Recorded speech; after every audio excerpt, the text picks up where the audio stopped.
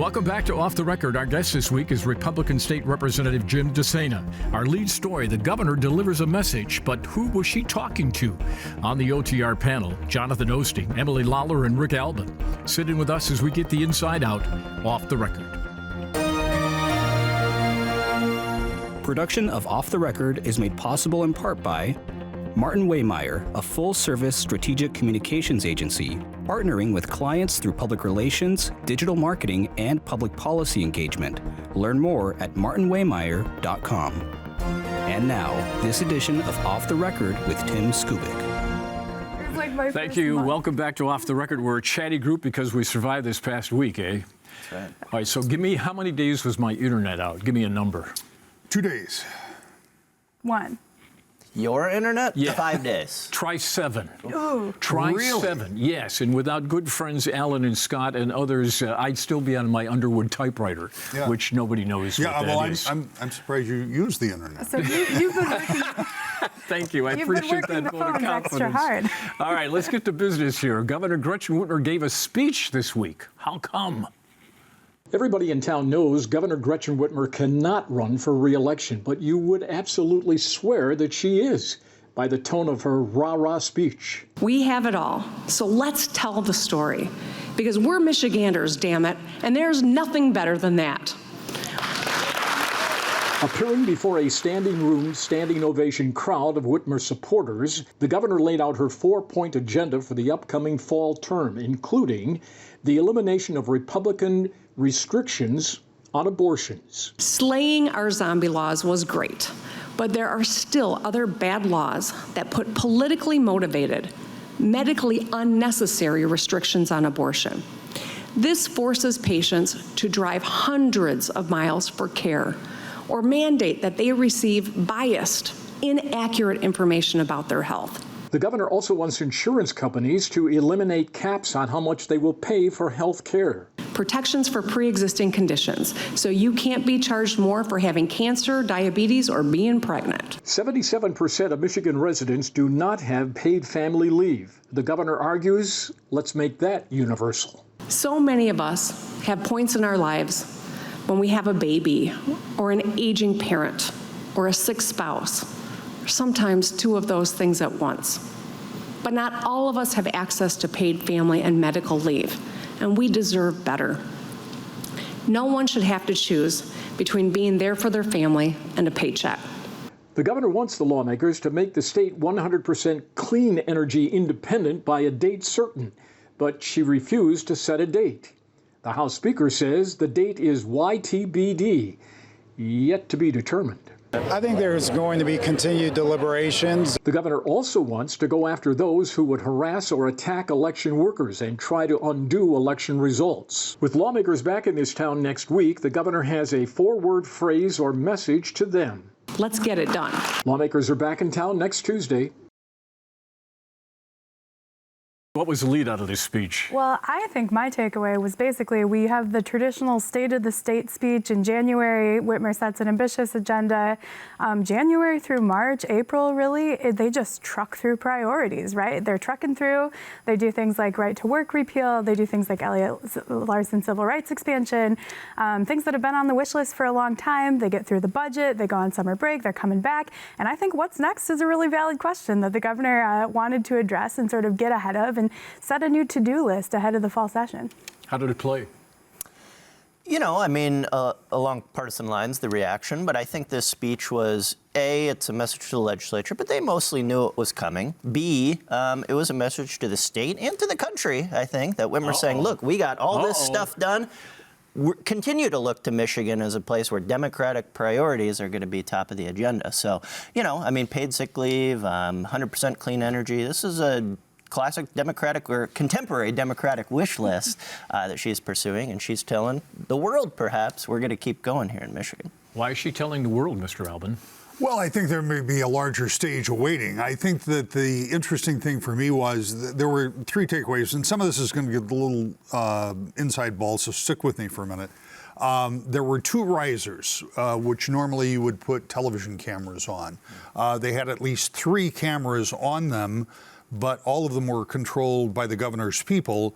The media, were relegated to this small space over to the side because this was beautifully staged with the blue background and the big monitor and the slides and the pictures. And everything was done just as if it were a campaign. And in addition to all of that, he said facetiously. Yeah. In addition to all of that, I think the messaging was much broader than what's going to happen in the fall. And I think part of the reason for all of this extra push may be because Democrats realize that in the short term, they're probably not going to have a majority by January if two of the House members get elected to mayor's positions. But it seemed to just a rookie observer like me that this was something more than just a speech about the state. Well, it was wonderfully produced. I mean, if you just look at it from a broadcast standpoint, it was nicely done. And you put it in a small room so it looked like it was packed, the old room. If you put one of these things in a gymnasium, it's empty. If you put it in a small room, it looks, wow, everybody and his uncle was there. Mitt Romney went over to the stadium. Yeah, there you go. Absolutely. But look at the response from the business community. They thought the headline in the speech should have been, Governor proposes policy that will tax us, no thanks. So I think that obviously some of her proposals are going to have resistance, not only from Republicans in the legislature, possibly some disagreement over details from Democrats in the legislature, but primarily the business community, because, one of the things that she did was introduce this paid leave concept. She has broadened paid leave at the state level and said that more than 3,500 employees have taken advantage of that and been able to use that. But, she didn't answer any detail questions, so there wasn't really. Well, she didn't answer any questions. Well, by design, because that takes the edge off the speech. If we get at her, we'll find a different lead than what they want to lead with. The number one thing that businesses don't like is uncertainty. And as they're looking at this speech, if I'm a business, I'm saying how many weeks, what percentage, who's paying for it? To Emily's point, I think the paid sick leave proposal in particular is really going to be the meatiest form of policy making that Democrats have actually attempted in Lansing so far. They've done big things, but, repealing right to work is just taking that language out of the law, stuff like that. So this is a heavy lift because, to the point that the businesses are making, you got to figure out who pays for it. A proposal already introduced in the House would essentially create a payroll tax. It would have employers pay into a state fund, and they could take up to 50% of that payment out of the paychecks of their employees. So is that going to go over well with businesses or employees? Here's the thing the governor has on her side. She has the public support on many of these issues. So Republicans, beware. Okay, this is like the gun issue. All right?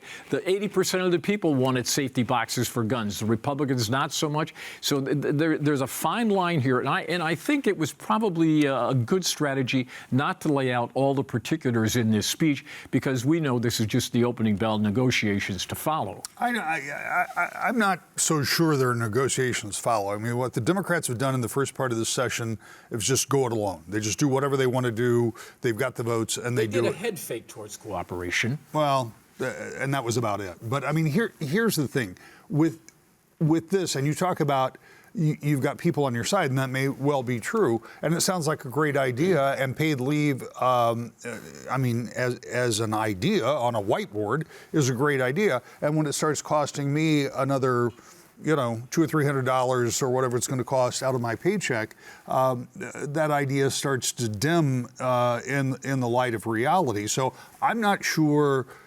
I think it's separate and different from the gun issue, because the gun issue didn't cost you any money, and this very likely will.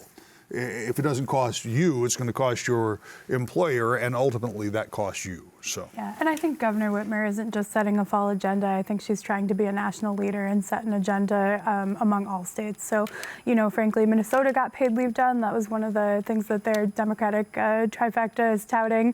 And I think that she's trying to get ahead of some of these issues that she sees as national waves in the future. Jonathan, Peter Meijer, exploratory thing for U.S. Senate. Surprise, surprise?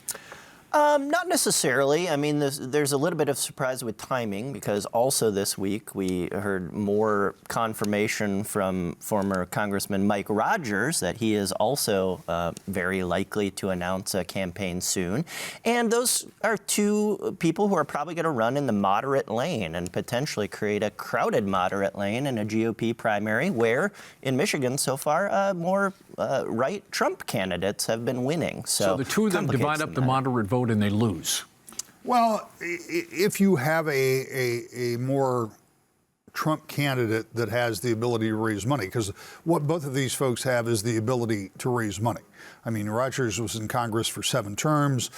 He knows where the He has a little black book. Right. And obviously Meier has his own resources and raised considerable money anyway. I mean, I think that that they will be similar in style, but when I talked with former Congressman Meier yesterday, his positioning I thought was somewhat unique, saying that we're not going to be able to allow the old guard to continue doing what they were doing. We're going to have fresh blood to fix the problems.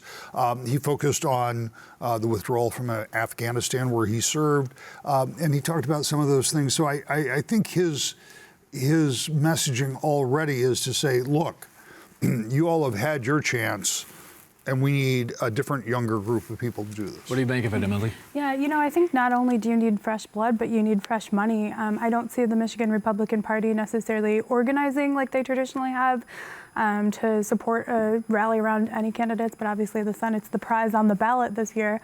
And I think that, you know, they've struggled to raise money. They've struggled to sort of the infrastructure that they once had. So I think someone with a built-in organizational background who's already been in Congress, which describes both of these characters, is definitely a pretty good resume for this position. And there is no really defined coalesced Trump candidate at this point in the race. It's a good problem for Republicans to have. They went from having no top-tier candidates in the race to 2 pretty well-known, well-funded, likely candidates who are positioning themselves.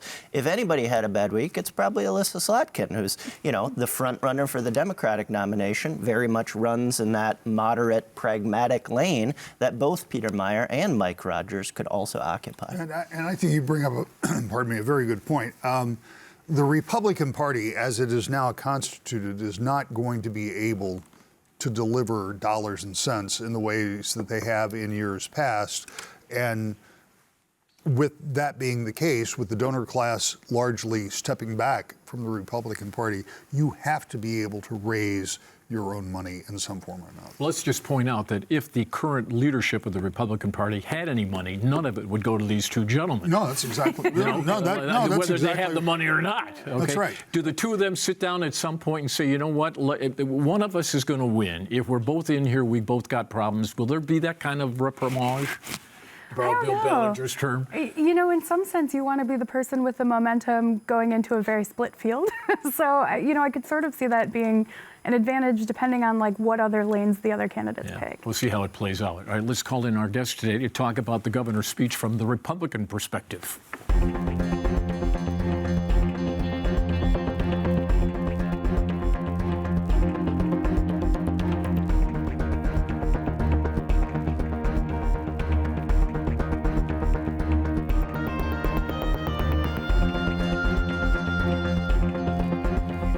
Representative, welcome to Off the Record. And just very quickly, tell the folks in TV land, the old timers, who your father is.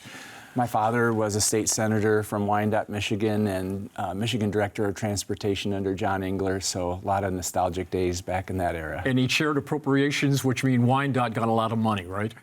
Well, back in those days, I think they were a little more fair. All right, Representative, you did not like the governor's speech. No, I did not. I think that what's next, we all kind of knew what's next.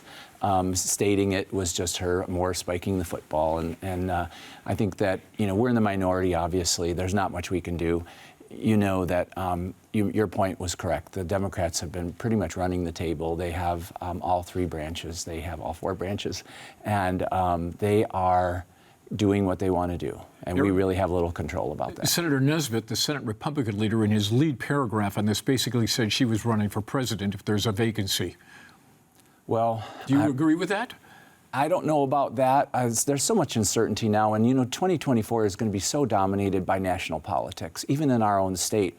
It's so unpredictable right now. I think that some people are saying, it could be very, very unusual in 2024. It could be a very unusual election year. So Mr. Nesbitt is wrong. I don't necessarily agree with Eric Nesbitt on too many points. I think he got a lot of money in that budget that was just passed. So. Emily.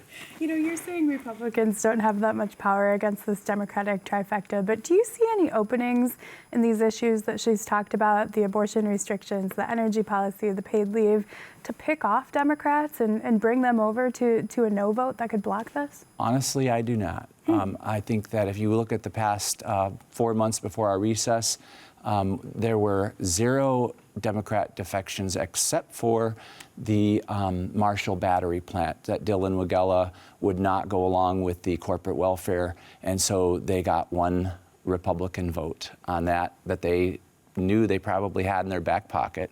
And there's very little opportunity, I think, with this legislature for us to pick off Democrats and to try to convince them to come our way. They're very unified. They're very organized and very disciplined. Representative, what is your concern with the paid sick leave proposal? I mean, we know even at the national level, Trump, Ivanka, when she was working with him in the White House, paid leave was a big issue for her.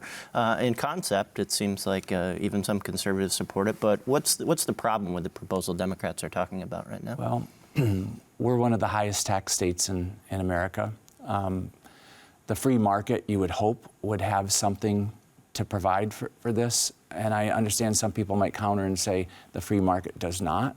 I'm a free market guy. I think that if paid medical leave is valuable to attract employees, that people would offer it. And in order to attract good employees, I think that having a payroll tax and asking more of our taxpayer, we're already overtaxed. Michiganders are already overtaxed. I think we need property tax relief. That's not going to happen. So more taxes, more programs. We're at $82.6 billion with our budget we just passed. Government has grown in Michigan tremendously. And how do we get back? I'm a limited government guy. How are we going to get back to limited government? I don't know that we see that path forward in the short term. We have to take a long-term view. How do we get back to having a truly limited government and adding more into the employer and the employee, adding more that we want to take from them doesn't get us to limited government. It really doesn't. Republicans had 8 years where they controlled everything under Rick Snyder. Did they limit government then? No, absolutely not. And I'm not a Rick Snyder fan, as you can probably imagine. The opportunities that we missed during that era, we're paying for now. Well, you had another group of years with John Engler. Mm-hmm. Did they limit government at that point? Well, I'm going to tell you that if you weren't making money in the John Engler days, you were probably in the wrong field. That was probably our glory years in Michigan, and I'd like to get back to about where we were then. Did they limit government then? I wouldn't say that we were limiting government. I don't know that Michigan has ever really had truly limited government like some of the other states. And this is the hardship and the problem we're in right now is how do you restrict government when it's grown so large? Representative, you said that the Democrats were united. The same cannot be said of your caucus, correct? I don't think we could use that term, no. What's wrong? Well, you've got conservative Freedom Caucus members like myself, and you've got people who may not necessarily believe in limited government. I think that when you look at where we want to take the state as a Freedom Caucus and as a truly limited government person, we've got that tension. And look at our brand is damaged as Republicans. We know this. If you look at our speakers, previous speakers, we've damaged our brand tremendously, from Rick Johnson to Lee Chatfield to Jason Wentworth. They were all, the money that the Democrats are giving out to the Democrat districts, we did it too. And that's wrong. It doesn't make it right. Representative, you just said you're not a fan of Rick Snyder, the former governor. He is, however, helping lead fundraising for your caucus right now. Will you accept money from the caucus that's raised by Rick Snyder? Yes, I will. I'm underneath the umbrella under duress. I mean, Rick Snyder, I do not agree with. I do not agree with a lot of his. But you'll take his money. Well, he's raising money. He's raising money for our caucus from other people who are good conservative people. So he's spearheading the effort. But I mean, we're talking about a person who, through negligence or not being aware of the things he should have been aware of, we poisoned an entire city in the state of Michigan. So. Do you blame him for that? Do you blame Rick Snyder I do. for I think the Flint water crisis? I think he should have been more on top of that. I really do. I think that we should have anticipated. The buck stopped with him, honestly. I really do believe in that case the buck stopped with him. We dropped the ball, and Flint had lead in their water because of the emergency manager. And when you have a program like that, you have got to have a better control than to let your emergency manager make that shift and then have a catastrophe like that. You said you'd take money from the group that he will raise money from. Is that because you don't think that the state Republican Party is going to be able to provide the financing that House members will need? I think we will be able to provide the financing, honestly. It's going to be challenging. I mean, I was vastly outspent in my race, and I defeated the only Democrat incumbent representative. So being outspent doesn't necessarily mean you lose. I'm in a 50-50 district, marginal 50-50 district. So money is not everything when it comes to politics, but it's important. As I hear you talk about limited government, I wonder if there's one part of Whitmer's speech that you may support, which is that she wants to take away some government regulations that tend to limit abortion access. Being a limited government guy, I want the government to stay out of your life, yes. I do. But I want to protect life. I'm pro-life, and I believe that it's a hardship for me to know where the culture is. I believe we have to work in the culture. I have 4 daughters and 6 granddaughters. It would be horrific to me for them to have to make a decision to take the life of a child. And so I've introduced a bill to help women to get to the doctor, to have child care. That has a snowball's chance in hell of getting out of committee. But I think that a 24-hour waiting period is a good thing. I think when you're having a crisis, to say, hey, wait, 24 hours. Let's see how you feel tomorrow about this before you make this life-altering decision. And I think informed consent is a good thing. I think parental consent is a good thing. I know where we're at in the culture today, and I know that we're up against it. That's a hardship for me, but I'm pro-life, and I'm going to stand for the unborn child. Representative, would the Freedom Caucus be more comfortable with a different Republican leader in the House? I think that the Freedom Caucus is so interested in changing the narrative that we would love to have a Freedom Caucus member as the Speaker of the House, yes. So is there going to be an effort to remove Mr. Hall at some point? I think we're riding through this legislative term with everything we decided, honestly. I don't think there's any talk of that. You have heard that chatter, though, have you not? Sure, absolutely. How many members does the Freedom Caucus claim? 9. 9 of our caucus out of members, 54. Yeah. Correct. And your critics say you guys are just out of step with everybody else.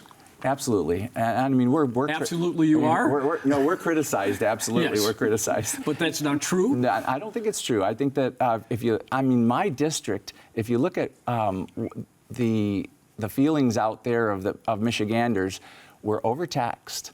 Things are really bad, expensive, inflation. We are out for the little guy. We're out battling for the little guy. But the rest of the caucus ignores you guys.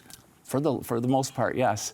And we're out there banging the drum for limited government. For let's get things back to where they need to be governmentally wise. We're watching this budget and we're just shaking our head, in amazement. Representative, you were at a fundraiser recently for the so-called fake electors. These are Republicans who signed a document falsely stating that President Trump won the 2020 election. They're now facing criminal charges. At that event, another Freedom Caucus member, Matt Maddock, Representative Maddock, made some comments that he thought prosecution like this is going to lead to people shooting each other and potentially a civil war. Do you think those comments are appropriate, and do you agree with them? I think the comment was that somebody's going to shoot somebody if this rhetoric isn't brought down. And it wasn't the rhetoric, it was the charges. Yeah.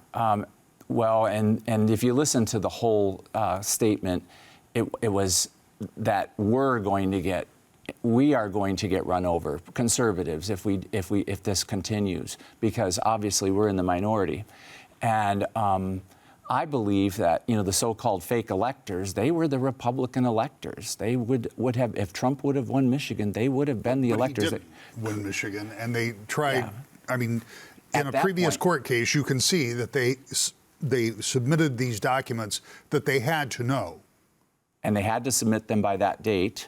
And at that point, they didn't know exactly. I mean, if you look at what just was reported in Muskegon, it hasn't been widely reported, but all of the voter... But it was investigated, and there were no charges Those were brought. Yeah. those were registration applications, not votes. absentee ballot applications. And We're going to run out of time. I have to ask you this question. Does the Republican Party fare better in 2024 if Donald Trump is the top of the ticket or if someone else is the top of the ticket? I think that the Republican Party will do well with whoever we have at the top of the ticket. But to answer your question directly, I think that the Republican Party will do well in Michigan with Donald Trump at the top of the ticket. Who's your candidate for the U.S. Senate? I don't know that I have anybody yet for Senate. I'm waiting to see who all enters the race. Obviously, there's going to be a lot of people in that race. Representative, thanks for doing the program. It's Thank good you. to see you. Good to see you. Next week, more Off the Record right here. Everybody have a safe weekend, okay? Production of Off the Record is made possible in part by Martin Waymeyer, a full-service strategic communications agency, partnering with clients through public relations, digital marketing, and public policy engagement. Learn more at martinwaymeyer.com.